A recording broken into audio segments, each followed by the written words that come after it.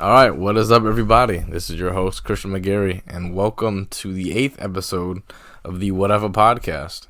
I am actually not in the office, if the audio sounds different. I'm actually in my room right now because we're on break. I hope everyone's having a great break. We've actually had a few episodes not in the office now. I think this is, actually, no, this might be only the second one that's not in the office. I remember there was the one, I was at Estefani's house with Estefani and Beth. That was a really great episode.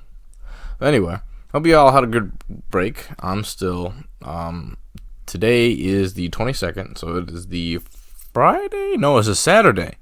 The Saturday of break week. Hope everyone had a great Valentine's Day. Mine kind of sucked, but, that's a story for later. So yeah, break week is almost over. I hope everyone's homework is done. Everyone's, getting ready for back to the daily grind. I am not. I will be honest. I am not ready, at all. I don't want to go back to school. Don't want to go back to work. I just got paid yesterday, so that was nice. I'm definitely going to need that driving up the hill over and over and over. But, it'd be nice to go back to the gym, kind of having a cheat week, which is not that good, but oh well. I did have a great break. I did a bunch of stuff. Beth and Estefani came over. We should have recorded a podcast then because we had a lot of fun, but oh well, it was great. We just kind of stayed over. I taught them how to play video games for some reason. We listened to some music. We were just having a little party. We went to Moe's, got some food, and then we came back to my house. We just had a great time. It was really fun. I'm going to get those two on the podcast again sometime soon. Also, yeah, I'm sorry I keep having such spaces in between episodes. I want to be more consistent with it, but it's a little busy since I'm working 2 jobs now. I'll get into that a little bit later. But what else I do over break? Went to a video game tournament called the City of Glass Smash Tournament, and I did not do well. I used to go to it a while ago, but then I work now during the time the tournament is. It's actually in Corning. It's kind of near Corning Community College, actually. It's just it's down where Pudgy's is, down in Corning. So it's 5 minute, maybe a 10-minute drive from Corning. So it's not that bad. What else did I do? So yeah, tournament. Let's talk more about the tournament actually, because the leader, one of the leaders of the tournament, the guy who started it, his name's Zoo. Shout out to Zoo. Probably doesn't listen to this podcast, but oh well. He always got on my case because I had heard that not a lot of new people were coming to the tournament, so it's the same people, and then I was one of those same people, and I just stopped showing up, so you kept getting mad at me. You kept hunting me down when I was at work, but it was all fun and games. But golly, I practiced the whole day of the tournament, before I got there. I get there, I'm you know what, I'm gonna do good, right? I practiced pretty good. My neighbor showed up. That was cool. I didn't even know he was coming up. We were practicing a little bit before the tournament started. And so I start playing the tournament. I go and get this guy. He doesn't look that good. He looked like just your average dude. I mean, no, he did look pretty good. I'm not even going to front. But he, and I had him. But then I started slipping up because I just kept letting him attack me. Right? The game we were playing was Smash Bros. Super Smash Bros. Ultimate. And I just kept letting him finish me off. Keep falling into his attacks. So I was getting pissed. Granted, if you're at a video game tournament, you gotta keep yourself calm, or they're just gonna kick you out. And so there's a part of me that just wanted to break my controller in half, but I just wasn't going to because I just bought it. It was $30. Controllers are expensive. It was ridiculous. So yeah, that was funny. And then the second match, I was in it's a double elimination. So second match, I'm playing against this guy, and I'm thinking you know what? I can do this. I forgot who I even played against my second round. I completely forgot. But I lost, obviously. And so then I was about to head home because I'm oh, okay, cool. Double elimination. And then I'm out of here. That's how it works. What I didn't realize is that every time I used to go to the tournament, there is something called the redemption bracket, where it's the losers club, pretty much. If you lose both times, you get put in a new bracket, and then you can win that bracket. And I would keep leaving after the first bracket, so I completely forgot about the redemption bracket. So they were all laughing at me. I mean, they should have been, because I could have been winning a lot more tournaments if I stayed with the redemption bracket. But I stayed this time and played against this person. They were really good, but I thought I had it. I thought I was pretty good, but then I didn't like configure, because like all the TVs, all the setups are different with like when it comes to controls. So I didn't set up my controller to the way it wanted. So like one of the buttons weren't even working, because that's like the TVs or the setup's default. So I was playing like a different way. Like a lot of people play in this way where it's like they press a button to jump instead of just like moving to jump. Pretty much, it's a little complicated, but so as I play, we're just like I use the moving stick to jump. I just lift the moving stick up. But a lot of people play is they press a button to jump, and that was the default. And I usually play by default, so I'm thinking, oh, okay, should be fine. But nope, it was not fine. I had to like learn how to play a completely different way than normal, and it kind of sucked. I did pretty good, but it kind of sucked, and so I lost the first round. And then we play again, and I, could get the setup all good and great, but it doesn't matter. I lose anyway. So then I'm in like I'm on the last round of the redemptions. The redemption bracket is also double elimination. I try to I did my best. I almost won, but nope, lost at the very end because I suck. And so I went home, and I took a nap. I went to bed. It was late. I took a shower, and I went to bed because like I could not deal with that anymore. Let's see. I had some really good food too. I just took my mom to Red Lobster yesterday. I went to this place called On a Roll with an old friend. That was cool. I had a quesadilla. It was a cheese quesadilla, but it kind of sucked. I mean, actually, no. Hold on. I just said the place and the name. It didn't suck. It's just like I got a cheese quesadilla, so like there wasn't really a lot of seasoning because the seasoning is usually like the meat. So I'm not gonna say it sucked. That's mean. It was pretty good. It was a good quesadilla, but like it just I don't know. Taco Bell had better quesadillas, but you didn't hear that from me. No sponsors. You didn't hear that from me. Something else I did recently. I think this was like the weekend before break week. I had got invited in like very last minute to go on a skiing trip. My buddy Nick, you remember him on the first episode of the podcast. Yeah, it was. He had like invited me very last minute. Like I was leaving school because I was done with classes, and I had saw him walking to a class. So we like chatted up a little bit, and he's like, "Hey, do you want to go skiing with us?" And I'm like, "Sure." He's like, "Yeah." Apparently, he was his family helps out with the Boy Scouts, and so we were able to go up to Swain Resort, and we were able to go up like all our equipment and all of a whole day pass or however it works just for $40, and it was crazy. That was really, really good. Great deal. And so yeah, we just went up that weekend. Like I got out at the very last minute. It's so funny. And it's really funny because that was the first time I've ever been skiing, like ever. When I was like 6, we had some family friends that owned like a lodge up in a resort in Vermont, and I went snowboarding, but I was like 6. So, I really wasn't snowboarding. I mean, probably going down like the baby hill over and over. So we get up there, we have a little road trip. It's like me, Nick, and then 2 other friends of ours. We're on the car, we're like bumping some good music. We're just driving up. It's only like a 30-minute drive, like a 45-minute drive from Corning, so it was ridiculous. Like, I had no idea a ski resort was like that close. It was great. So we go up there, and it takes forever for us to get our stuff, because like I didn't know what I was doing. I was just following everybody else. But yeah, it takes a while for us to get all of our stuff, and then turns out we had missed, because I didn't know how to ski, right? And so there was going to be a lesson for like the Boy Scouts and everyone there, right? Just going to just teach us how to ski for our first time, or just give us some pointers, give us some reminders. That did not work because we were late getting our stuff because there's such a long line, so we just missed the lesson. So I'm pretty much just like on like the baby hill, and I'm like still falling. I didn't even get into like the greens, the blues, the blacks. It was literally like the magic carpet, they called it. Just get out the little carpet and you like go down the very end of a hill. Like you're maybe like 7 feet up the hill, and I'm still falling because I don't know how to turn. I don't know how to do anything.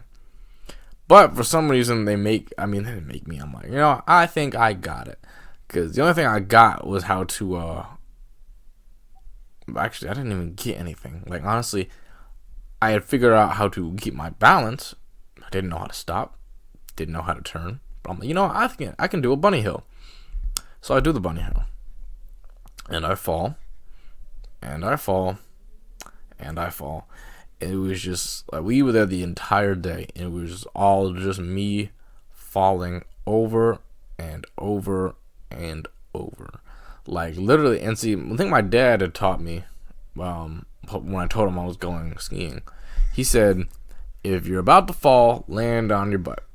Like, just fall backwards, because that is how you make sure you don't end up like dying or like doing cartwheels down a hill.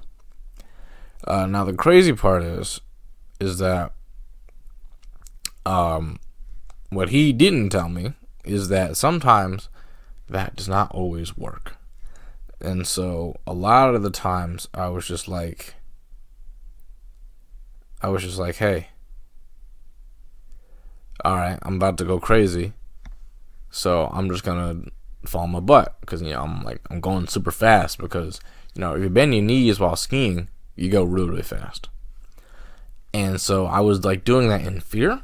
So like I'd be like, oh shoot, I'm losing control, and for some reason my brain would be like, all right, cool, we're going crazy, we're going way too fast, so we gotta go faster. And so that's what I'd be doing, and my buddies would be like, hey, don't bend your knees, as I'm bending my knees, and like I can't even hear them, 'cause I'm just zooming past them. And so I'm like, all right, cool, I fall on your butt. Didn't work like I wanted to every time, because sometimes you fall on your butt and you land on your back, and you just keep falling down the hill. You just keep sliding down, because with the slope and the ice there sometimes, and so you just keep going. I mean, you would stop eventually, but not all the times. And so yeah, I eventually figured out how to like turn a little bit, just a little bit, but I'm still falling. I'm just like begging myself just like not to hit people. I'm like, please God, just don't let me hit like this small child. Like, so I'm just like falling like so freaking fast, because I'm going so fast down the hill. And then I'm like, all right, there's people down this hill. Like, what am I gonna do? I don't know when to stop. So I'm like, all right, cool. I fall, and like I still almost hit them. So it's great. Like, but we go into, so that's on the bunny hill, right? So we start going on the greens, which the bunny hill is a green. It goes like green circle, which is the easiest, blue square, which is like the medium, and then black diamond, which is like the hard ones, and then there's like double black diamond or triple black diamond. So we go on some greens, and this is one has a lot of turns, and so I'm like, why y'all making me do this? Y'all saw me on the bunny hill. What makes you think that I'm gonna survive this? And Nick's his brother, he's like, I'll teach you some stuff, I'll help you out. So he's teaching me how to turn, right? And I'm like, I'm getting it. I still don't know how to stop at this point. And you would think that that's like the first thing I should be taught, but I just wasn't paying attention, because you're up there, and it's really pretty up there. Like, it's beautiful up there. You're up there, and you're just going down a slope. It's really like you're going down like the way we were doing with a bunch of turns. It's kind of like flat, but you're still going down. It's not just a hill. It's like a path. The snow's falling down. You're not going as fast. It's looking really, really pretty. And then I see somebody, I start freaking out, and so I just land directly on my back. But we were going down this one with a bunch of turns, and it was pretty great. It was pretty great. But this is when the things started getting really bad, because I'm learning how to turn, learning how to stop. You gotta like French fry. You just spread your legs out, and then you gotta try to put your ankles together, and you also have to like swing your legs to one side. So you're pretty much just like, you're try like sidestepping, I guess. I don't really know how to explain it. But so yeah, I'm freaking it. So I'm going down the slope, I'm going a little fast, but like I'm getting the hang of it, and I see this person, they fall, and they're like directly in my way, so I make like this left, so I'm like, I don't hit her. And I end up taking a different path. Now it's still green, I don't like accidentally end up in a black diamond or anything, but it's still in a green. But it's like an obstacle course. There's like ramps and ledges. There's also a lot of ice, so it's better for you to turn, I think.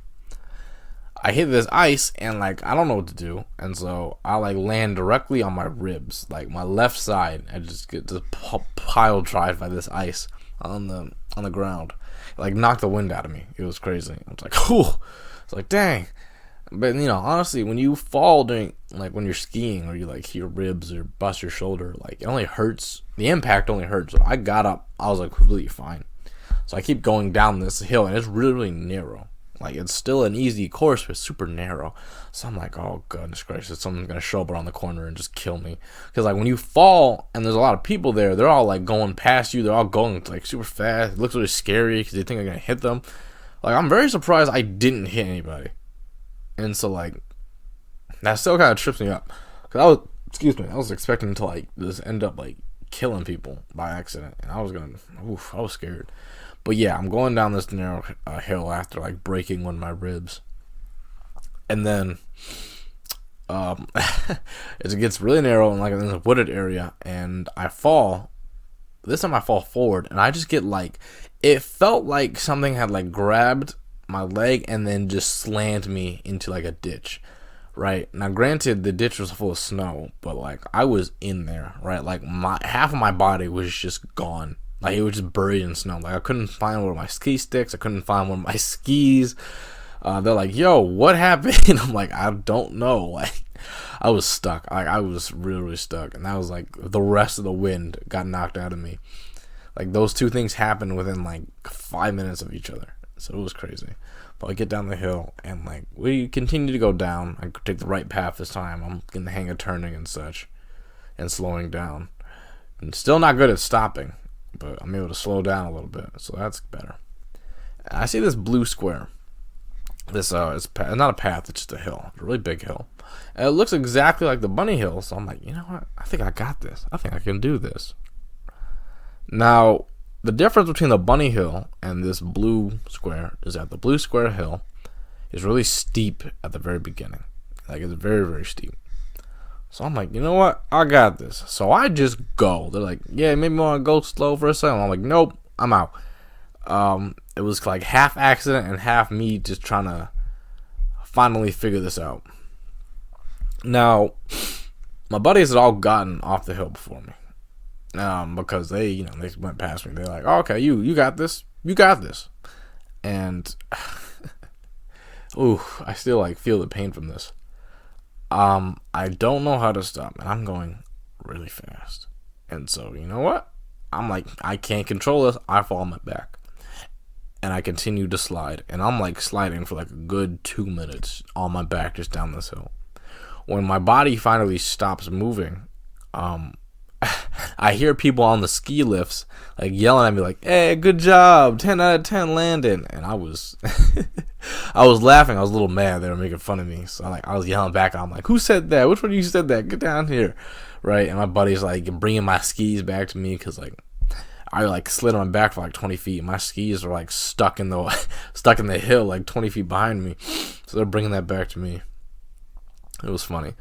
And so this is where it gets crazy, right? Because I'm like, I'm down the really steep part, but I'm still on the hill. So I'm like, all right, back to work. So I try to continue going back down this hill, and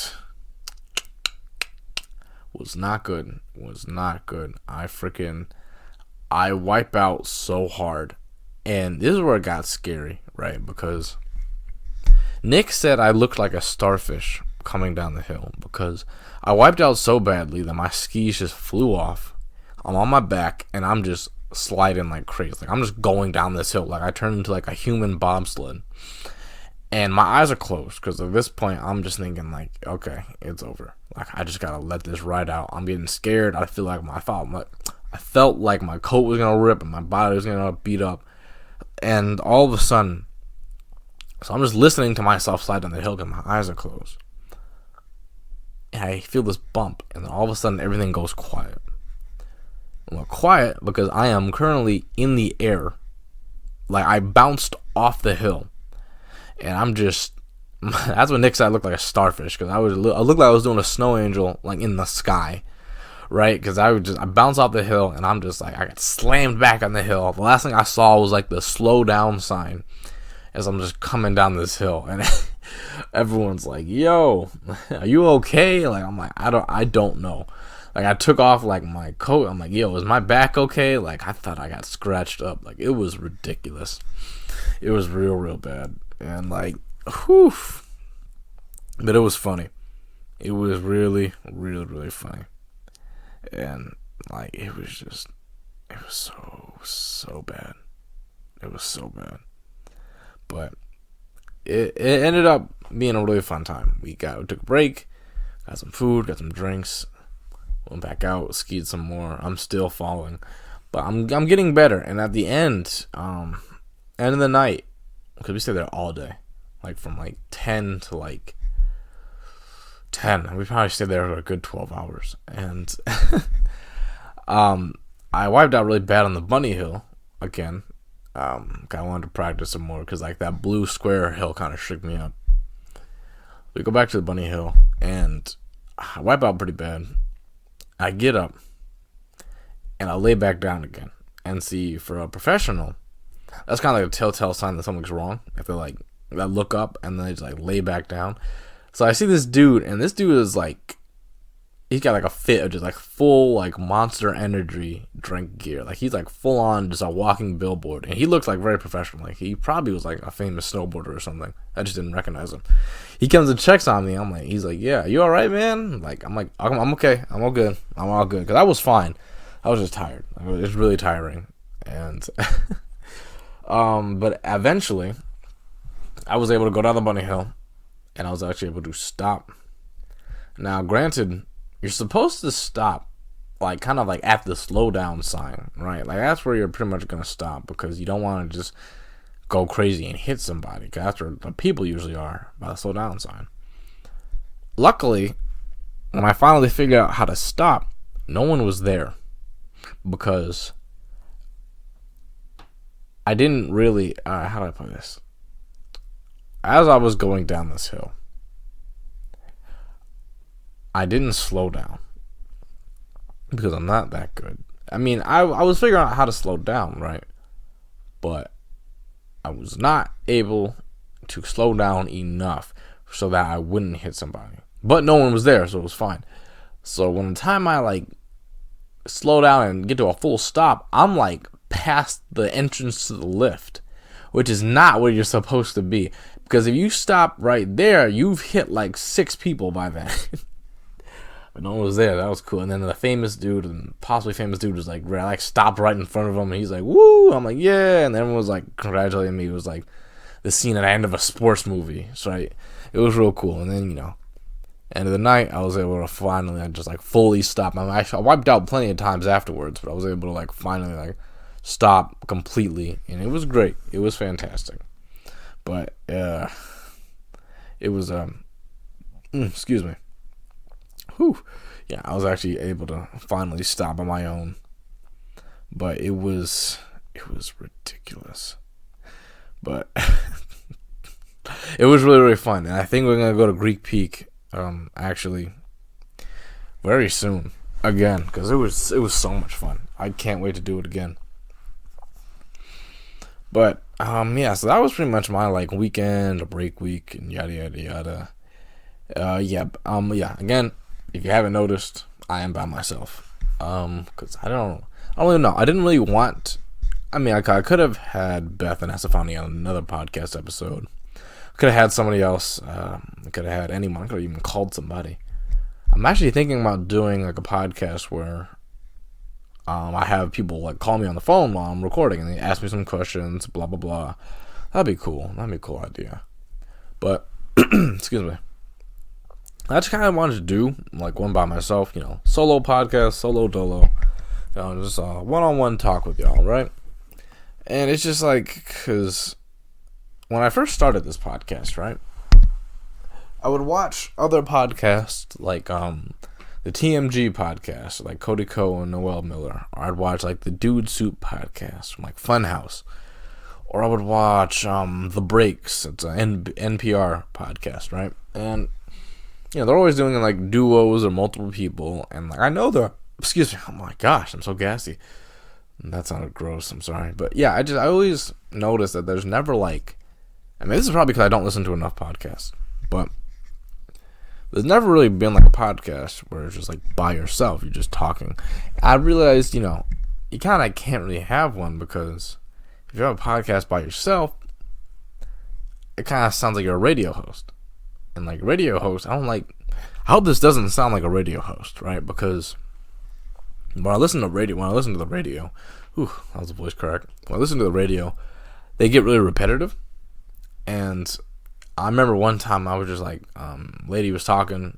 She's like, all right, cool, I'm going to get Blueface on for you right now. And she would talk some more. And it's like, all right, I'm going to get this new Blueface for you right now. And she would talk, and then she'd talk a little bit more.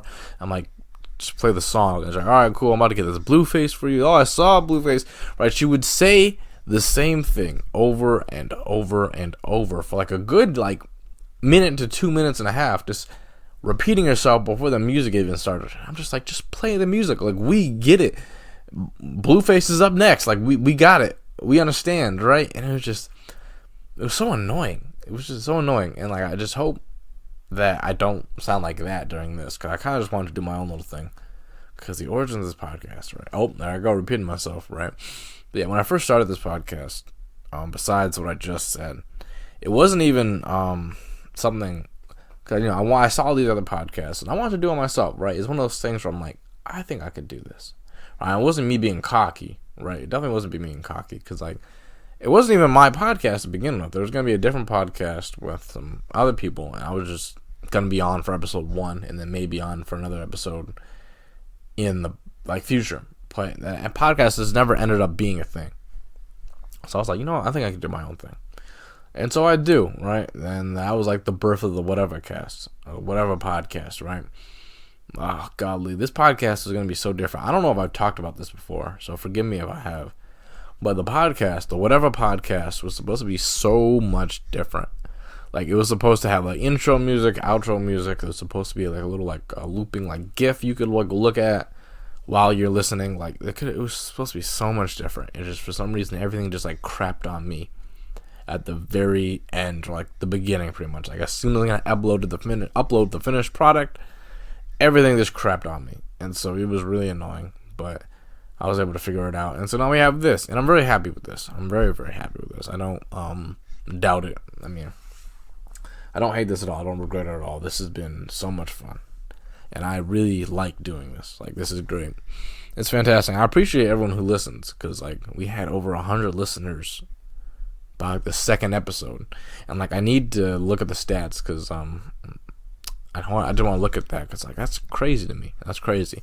Apparently, we had people in Europe and India listening to this, so that's insane. I don't know if someone's using a VPN or it's crazy. So whoever's listening to this, thank you for listening. All right, and it's funny because I want to be a journalist, right? And I'm like, this could definitely help me out, my journalism career, just having a podcast, because kind of has a thing where it's oh, you kind of know what you're doing, right? But I was thinking about my origins of wanting to become a journalist, and it's really weird, because being a journalist was never something I was really interested in doing. And let me take it back. When I was a kid, right, I wanted to be the next Samuel L. Jackson. I wanted to be an actor. I wanted to be a famous actor, world famous actor. Just doing tours all over the world and just making Hollywood blockbusters, right? I wanted to be a household name when I was a kid. I wanted to be that since second grade. Just want to be an actor. And it's funny because I had no experience. I never went to acting classes. I never went to acting camps. I just wanted to be an actor. And I didn't even, my debut, I guess you could say, was in middle school, where I applied to be in High School Musical. Now, I definitely think I have brought this up before, how I had applied to be the main character's dad, because I didn't really want to be a main character, because I can't sing. So I wanted to be a character without a singing part. And I got one. Now, granted, I was a little upset I didn't get the part that I wanted, because they gave me this part that wasn't even in the movie. I think his name was Jack Scott. It was this hip-hop DJ kind of dude. And, yeah, it wasn't even in the movie, so I'm there's no way that I want to do this part. But I ended up doing the part, and I killed it. I did really good. I'm not bragging, I don't mean to flex, but I did really great.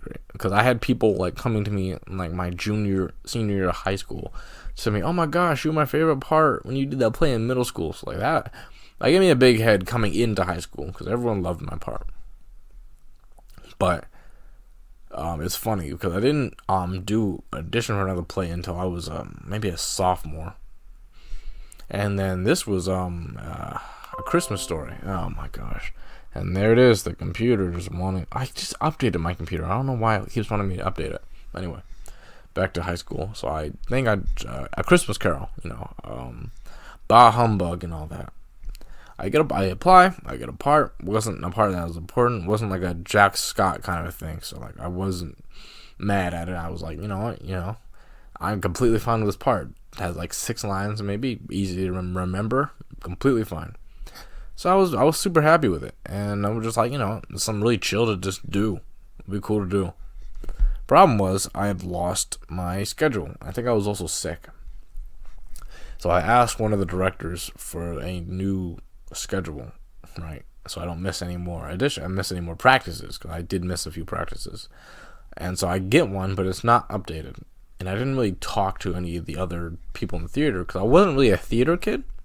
Like all of them were theater kids, and like I had no interest in like musical theater or theater in general. Like I was definitely more of a movie buff, and so I didn't really talk to any of them. And so yeah, like no one. I didn't really ask anybody for an update. Like, hey, can I take a look at your schedule to see when like the new audition practices are, and so I missed a few of them without even like noticing. So I talked to the actual director, like the director, and he was a penis. Like he was just kind of just a dick. Excuse my language.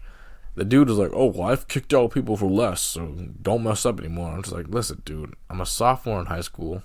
I'm not even like number one. I'm literally one of the most expendable people in this production. You have no reason to start acting all crazy. All right, like chill out." I mean, I didn't say that to him, but I wanted to. And so, at that point, I'm like, you know what?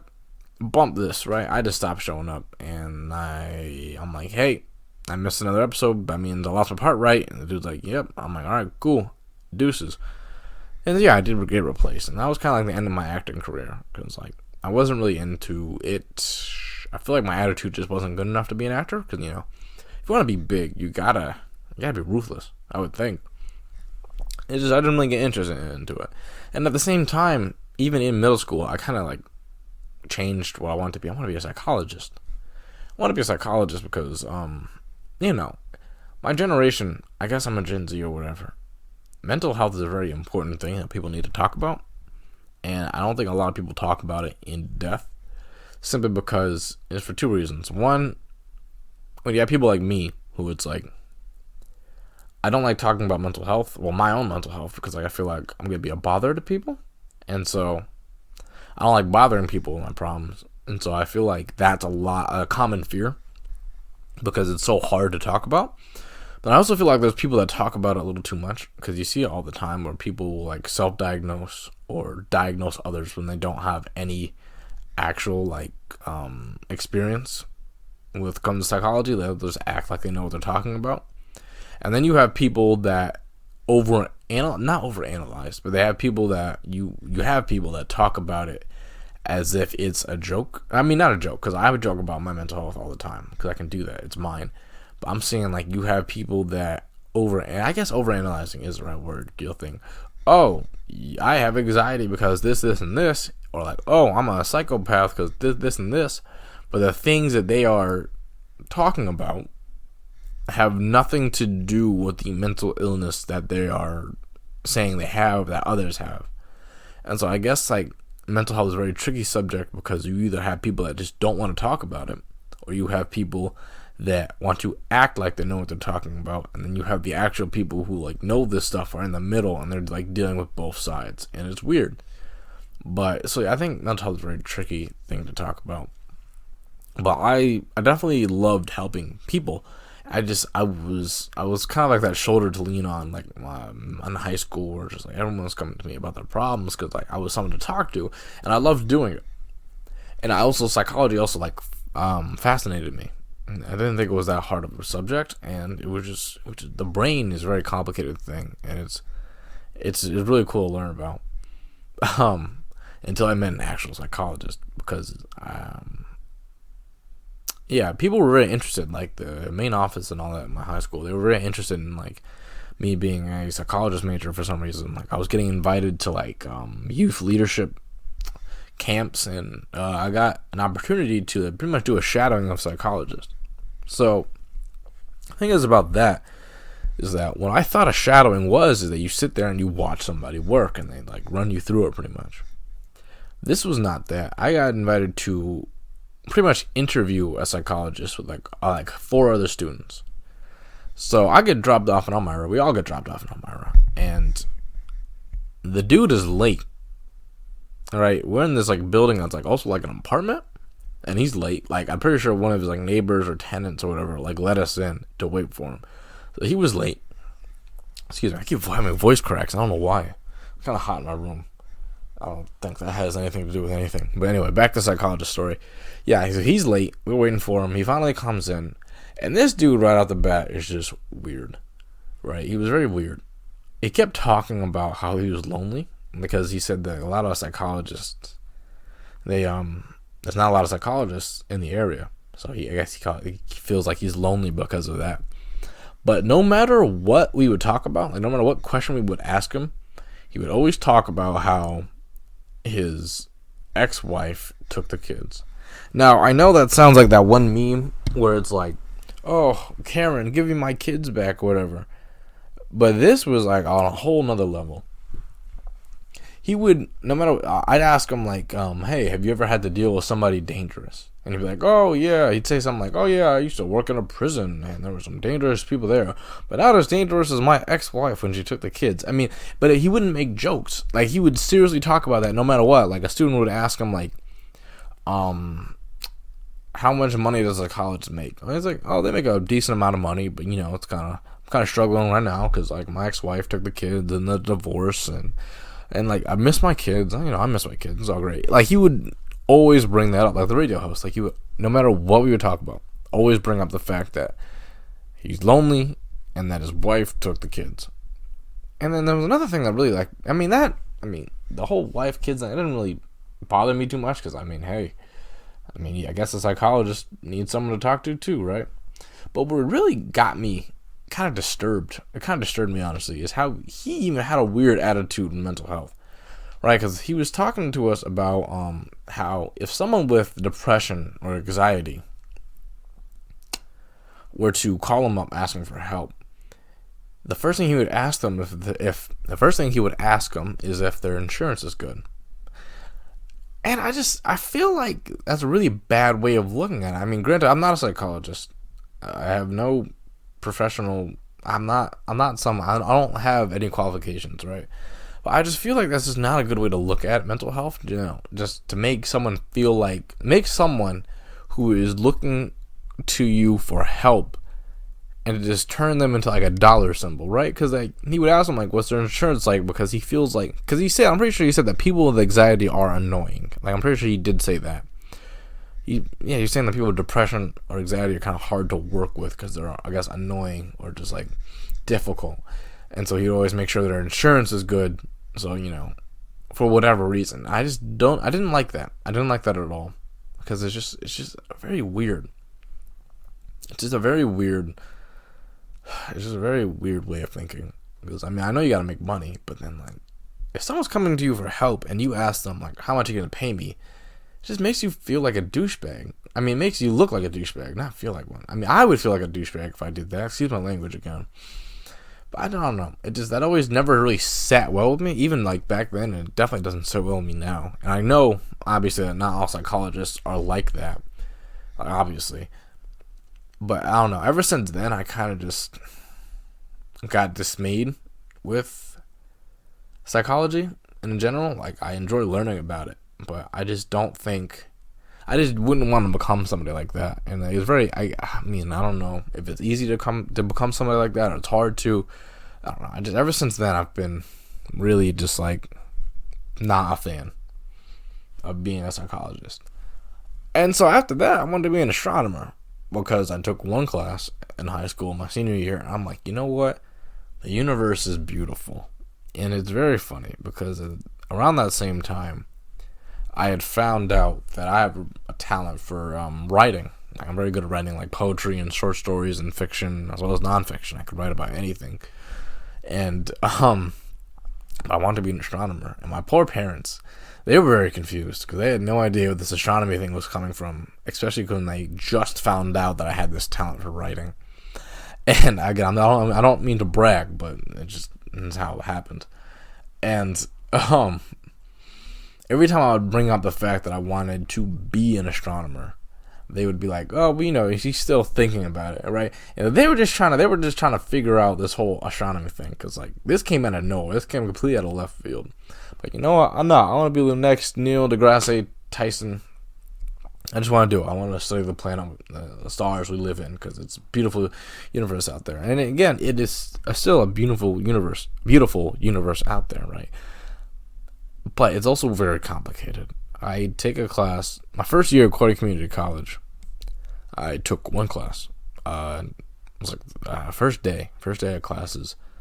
I go to the night class, because astronomy you have to take like a day class and a night class. And the teacher, one of the first things he said was that if you want to get a degree in astronomy, you have to realize that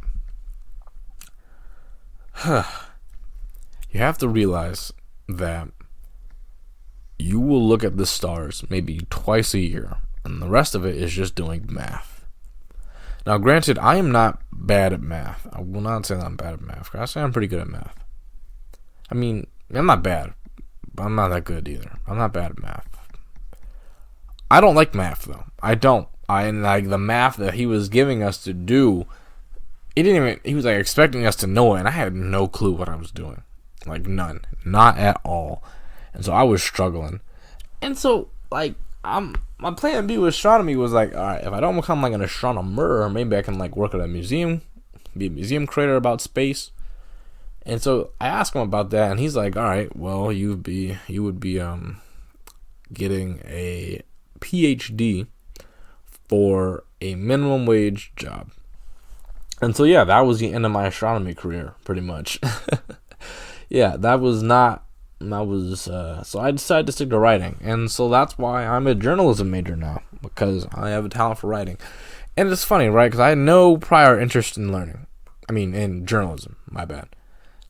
And that's the thing, but I'm still like, I'm gonna become a journalist. And that's the thing, right? Because usually I grew up with people telling me to do something you love and then turn it into a job. And so if I were to take that advice, I'd be trying to learn how to become a professional writer. I'd be like trying to write books. And granted, I am trying to write a book, but I haven't touched it in years. I don't think I'm ever going to, honestly. But yeah, I never followed the advice of turn something you love into a job. I've never really seen that as good advice, because let's say you love baking, right? And so you become a baker. You're doing the same baking every single day. You're just baking all the time, just day in and day out. I just feel like turning that into a job is not a good idea, because you're turning something you love into work. And then it's just over and over and over and over. And I just feel like that's not a good idea, to turn something you love into a chore. Right? Like, I love video games, and I would become someone who like plays video games even, or just makes video games for a living. That would be incredibly tough. I would end up like hating it. I'd probably like never touch video games for entertainment again, right? I don't think I could do that. And so I guess I just became a journalist because I can use my talent, but then I've always never had this like fascination with journalism. So I think that's good. But oh well. I think that I'll be fine. I want to become a big city journalist, and there's going to be work in the big city. It's the big city. Everyone needs to do something. I have no idea what I'm going to write about as a journalist, but who knows what happens? Who knows? Anyway, I do want to, this is a really bad transition, but I do want to bring something up, campus related. So, as we all know, Australia is not having a great time right now. We all know about the bushfires, and it's all Australia. It's on fire, and it's awful. It's really, really bad. And I mean, luckily the rain and the firemen and women are doing a great job. The rain is helping out a lot, but I feel like there is a lot of fire still. I'm not sure how much, but there's so much damage done. There's a lot of work that needs to be done. And so, Corning Community College is actually hosting a fundraiser for Australian wildlife. And yeah, the event will be Tuesday, March 3rd, from 12:25 to 1:30 in the Commons. And there's gonna be a lot of stuff. There's gonna be a fundraiser, so we'll be raising money. With there's gonna be bake sales. The Grace Notes are gonna be there. Gonna be singing for us, singing Australian songs and traditional Australian songs, like pop Australian songs. There's gonna be bake sales, like Australian animal theme baked items, like kangaroo and koala cookies, fairy bread, which is like popular Australian dish. You guys are gonna be able to try Vegemite, and now I tried Vegemite before. I'm not gonna tell you what it tastes like. I'm just gonna say, please taste it, just to find out what it tastes like, and let me know. I want to see your thoughts on it. You're gonna be able to make your own stuffed koala. There's gonna be like a mobile bake sale. There's going to be a lot of education on climate change, because for some reason people think climate change doesn't exist. And if you're one of those people that think it doesn't exist, I encourage you to please go to this event and actually get educated. You might be in activities like volunteer firefighters. That might not happen, but I'm not sure. There's going to be animal education tables, so you can really learn about the certain animals in Australia, as well as possibly extinct animals, there's some crazy. I think there's crazy stuff now in Australia. You should see the stuff that was in Australia. It's ridiculous. You might be able to make your own balloons. There's gonna be a lot of videos about Australia. There's gonna be trivia games. There's gonna be raffle tickets. It's gonna be great. It's gonna be a great time. I will be there. Come visit me. I might make a podcast at the event. I might be interviewing people. So hey, what's Vegemite taste like? Right? It's gonna be a great time. It's gonna be really fun. So yeah, again, that is on Tuesday, March 3rd at 12:25 to 1:30 p.m. In the Commons. I hope to see you all there. And you know what? I think I'm going to end it here. I think I'm going to end the episode here. I know this is not an hour. It's only 47 minutes. Might be a little bit more. But I think we've had a really good talk. And thank you all for listening. I will see y'all later. And I appreciate this. I appreciate you guys listening, and I appreciate you guys listening to the podcast in general. And I cannot wait for you guys to see what I have in store. So I'll see y'all later.